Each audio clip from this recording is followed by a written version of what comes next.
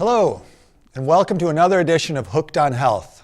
I'm your host, Brian Chambers, and this is the third of 3 shows on posture.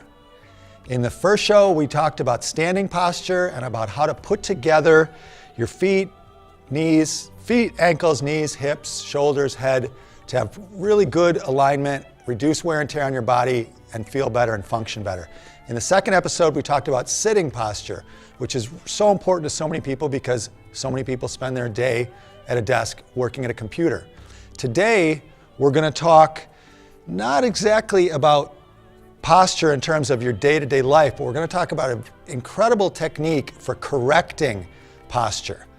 What I try to coach my students and my clients, is that you can achieve perfect posture just by practicing it. But most of us have at least some muscular imbalances and some weaknesses in our body that make that really difficult. And so what I'm going to show you today is a super simple, gentle, safe, and effective way to speed up the correction. And I love that simple, gentle, safe, easy thing because I'm not getting any younger, and there's a lot of middle-aged and older people out there that, going into the gym or going out and hitting the road for a run, you can actually end up hurting yourself. So in the first 2 shows, I didn't really talk much about my personal story. So before I demonstrate this, I just want to share this because it might resonate with some of you, and why this work is so important to me personally in terms of getting out of pain and feeling better. I'm 53 years old, and I started my family a little bit later. And so my first child was born in 2000. And from the moment, I've got 4 kids, and from the moment that my first child was born, I stopped exercising. And I know that's real common. I stopped taking care of myself. So by 2010, 2011, I was hurting everywhere in my body. Torn meniscus in my knee, terrible pain, separated SI joint in my back, terrible back pain, separated AC joint in my shoulder, terrible pain here, torn rotator cuff on the left. I mean, I hurt everywhere. I couldn't get up and down off the floor easily to play with my kids. I remember going to the park one day and hanging from the monkey bars and having this searing pain in my shoulders, and it scared me. So I went to an orthopedist, actually right up the street here at the University of Illinois, and he assessed me and he said, I'm not going to operate on you because your knee still bends and flexes, so you've got to rehab it. So that was kind of when I hit bottom. And I started getting back into exercise, starting to stretch more, and little by little, I recovered my fitness until in the summer of 2016, I competed in the national championships in the 1500 meters. Now I placed 16th, I kind of got my butt kicked, but I still was the 16th fastest miler in my age group in the country. And my hope is if I can keep injury free, that I can place in the top 10. So that's my story. I want to share that with you because it's these techniques that I am demonstrating that not only got me out of pain, but I believe are actually making me faster. And I'm about to show you in particular. So anybody who wants to run marathons or run 5Ks or just anything about running in particular, this is especially relevant to you. I'm about to lie down on the floor and demonstrate something that I refer to as Pilates positioning. And the reason that I say that is it was in a Pilates session, a one-on-one Pilates session with the great Suzanne Pride right here in Chicago that I learned about this. Okay, so if you follow me, camera, I'm gonna lay down. And what Pilates positioning means is that, and you don't have to have done Pilates to appreciate this, not at all, but there's a thing called the reformer, this big contraption that you get on. And you're on a platform, you're on a surface that slides up and down, it's on runners. And you put your feet up on this bar and you push. And when you push off, the whole platform moves. It's a brilliant invention by Joe Pilates. I mean, it's an absolute masterpiece, and it will reform your body. But when you're pushing, if you're not really glued down to that surface, you're going to slide all over the place. And you're kind of pushing up, and the pads up here start pushing into your shoulders. So what you need to get good at is gluing yourself down to the surface. And what I came to realize just in a few short hours is, wait a second, you can apply these same techniques anytime. Just get down on the floor and do it. And what I'm talking about, if you can follow along with me at home or try to remember what I'm talking about. And believe me, I need this. I'm glad to be teaching it to you right now because I need this today. The idea is that if there is a square centimeter of your back of your body that you can get in contact with the floor, get it in contact with the floor. And just like the standing sequence that I was teaching you, it's about practice, not perfection. Just try. So what I'm doing right now as I narrate to you is I'm pushing my hands and my forearms and my elbows and the back of my shoulders and the back of my head and my spine and my butt and the backs of my legs and my calves. Now this is, what I love about this work is that it is a workout. This is isometrics. This is contracting your muscles and directing force, but you're not moving. That's what makes it so safe and gentle. It's not really cardio, of course, and it's not really flexibility, but it is strengthening and aligning. And so I continue to press my body down into the floor. Now what makes this tricky is that if you press too hard, like with your feet, right, it's going to lift part of your body up off the floor. So you have to find that perfect balance where you're just scanning up and down your body, pressing as much of it into the floor as you can. And by doing that, you are getting longer and you are getting wider.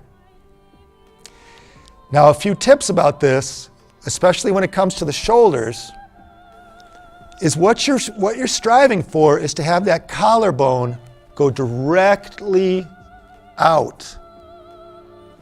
You're trying to get as wide as you can. What that means is that if your shoulders are hunched up, you're going too high. If they're pulled down, they're too low. And this, just like with the pelvic work that I was talking about in the first episode, it's a little bit tricky to find that sweet spot where you're just lined up properly, but keep on trying because the benefit is in the trying, right? We never really arrive, although you may get extremely good at it. So I'm continuing to press as much of my body down into the floor as I can. Once you feel like you've got reasonable hang of that, here's the next thing that you're going to do. In the first episode, I was talking about the tweezer. And when I didn't really explain what I meant, but I will now. A tweezer, you squeeze it kind of in the middle, right? And then the tips come together. That's how it is. This is for the lower body.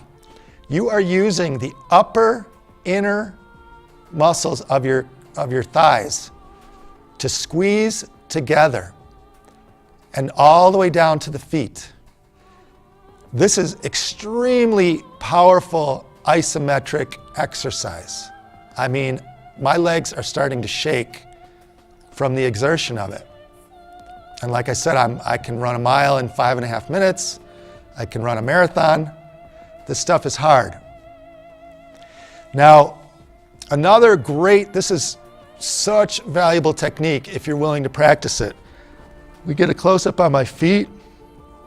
In the first episode, I was talking about the tripod, what some people call the foot centers, the 3 points of your feet between the first and second toe, fourth and fifth toe, and your heel. Now, when you are standing on the ground, naturally your feet are flush and level with the ground. But when you're in this lying down position, your feet are they might go anywhere. So what is super valuable to practice as long as you're on the floor is what I call weightless foot centers. Now, I said earlier that none of this is original, but I did kind of, I would take credit for inventing this one, the weightless foot center. And what I mean by that is you pretend that you are standing. you try to sense the position of your feet as if you were standing on the ground. And get the ankle and feet oriented just right. You're pretending that gravity, the lines of gravity, are moving through your feet. I want you guys to, if you don't already believe me, just take it on faith for now, that these techniques that I'm talking about are going to get you lined up really well, right? Because everything that we're doing right now, even though it's isometric and we're not moving, it is conditioning and waking up the muscles of the back of our body to counter that flexion and curling and caving in that life will do to us. And so I'm back to the whole body thing right now. Now this is, you can do this as a routine. And in fact, I recommend that you do. Whatever else things you do for exercise, this is a fantastic little addition that you can do for 5 minutes, 10 minutes, 15 minutes. You can do it anytime. For me, if I start to feel any of my old pain patterns creeping in, that hip pain or that shoulder pain, I'll just say time out and I'll get out the yoga mat and lay down. And don't get me wrong, I love yoga and Pilates. I recommend it to everybody. But this is something that's so basic and so simple and safe that anybody can do it. And it's actually very specifically focused on correction of your posture.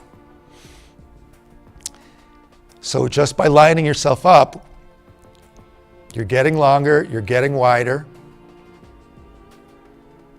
We're going to come back to that breath that we talked about in the second episode. I'm going to put my hands on my rib cage and feel the ribs go wide when I breathe in, and I breathe out, and I feel them compress. Now that's simply making that line from side to side wider.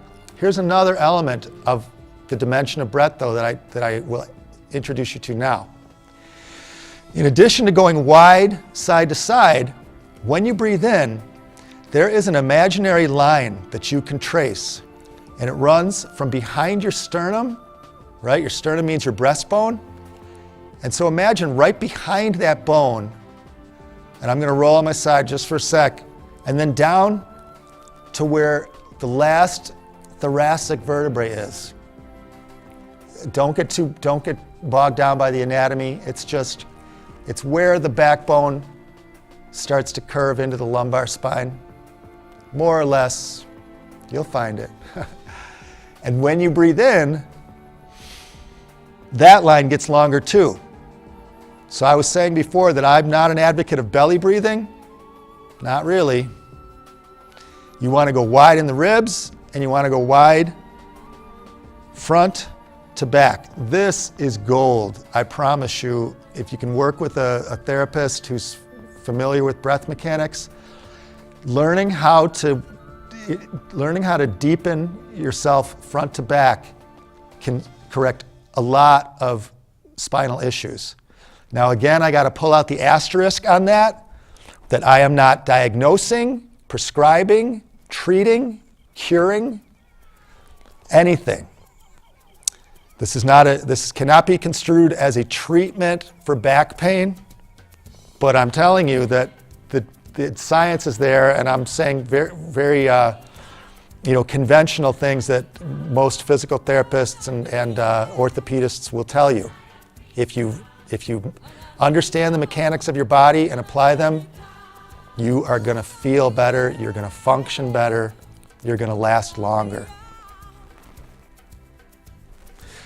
So, I'm trying to think of what I've left out from previous episodes that I can add about today. One of the things that I want to emphasize that I don't think I've done justice to up until now is the mind-body aspect of all of this work. You know, you can't turn around these days without seeing an article or hearing a news story about mindfulness, right? Mindfulness, and meditation. And a lot of people get intimidated by meditation because when they sit down, their mind is still chattering and they can't calm it. And what I teach my students is, well, get over that because your mind's always going to keep chattering. The benefit just comes from trying. And that's one of the things that I love about this body-centered work is it is meditation. It's exercise and meditation at the same time. You're meditating on your body. It gives you something very specific to tune into.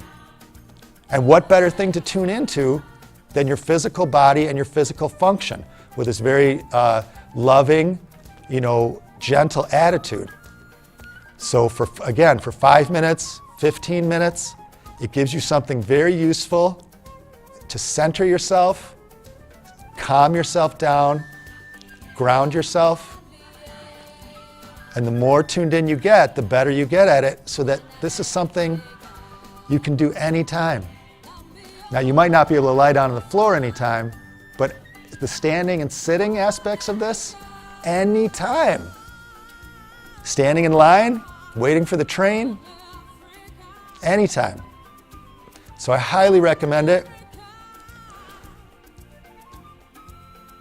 Just checking with my crew. We got a little bit of time to go. So I'm going to get back up. Since I went through that sequence a little faster than I expected to, I'm going to stand back up and kind of do a recap on the standing portion. Because I have a missionary zeal about this. And that is, like I said, this practice, simple, gentle, safe, effective, anytime, anywhere. You got to do it anyway. You're standing anyway, right? So it's definitely had an incredible impact on my life and a lot of the students that I work with. When you realize, oh, you're stressed out, you're distracted, you're impatient, you have pain. What can you do when you don't know what else to do? You can just stand and put it together. So I'm going to do this now for myself because, again, like I said, I really need this today. It's been a rough week. So I'm going into the foot centers, into the tripod. Just like I said in the first episode, even if you only practice this, it's going to help you so much.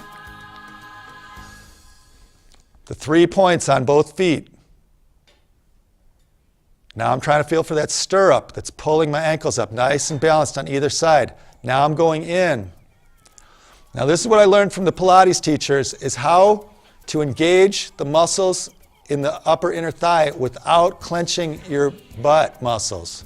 You don't want to clench your butt. You want to engage here and get the pelvis oriented. Not like that, not like that. Just nice and level. Shoulders square.